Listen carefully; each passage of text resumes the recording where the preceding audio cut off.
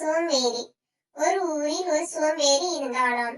எந்த வேலையும் செய்யாமல் உண்பதும் தூங்குவதும் மட்டும் செய்ததால் அவனுக்கு ஏகப்பட்ட வியாதிகள் வந்தது. வைத்தியர் வீட்டுக்கு போக கூட முடியாமல் ஒரு வைத்தியரை வீட்டுக்கு வரவழைத்தானாம்.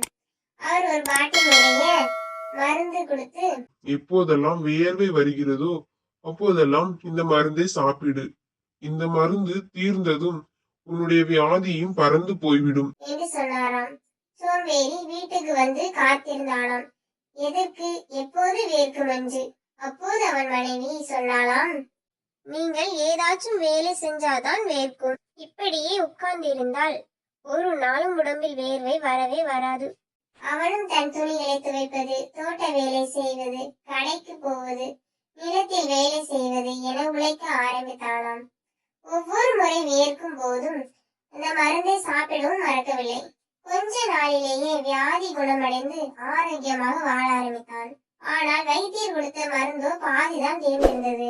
மீதியை வைத்தியரிடம் கொடுத்துவிட்டு வரலாம் என்று வைத்தியர் வீட்டுக்கு போனான். வைத்தியரிடம், எப்படி பாதி மருந்திலேயே எனக்கு குணமானது என்று கேட்டான்.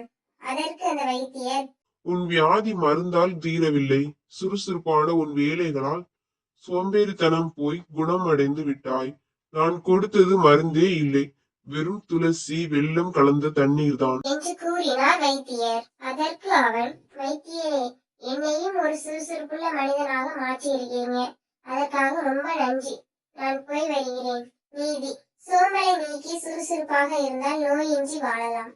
இந்த கதை பகுதி உங்களுக்கு பிடித்திருந்தால் லைக் பண்ணுங்கள், ஃப்ரெண்ட்ஸ்க்கு ஷேர் பண்ணுங்கள், மறக்காமல் நம்ம சேனலை சப்ஸ்கிரைப் பண்ணுங்கள்.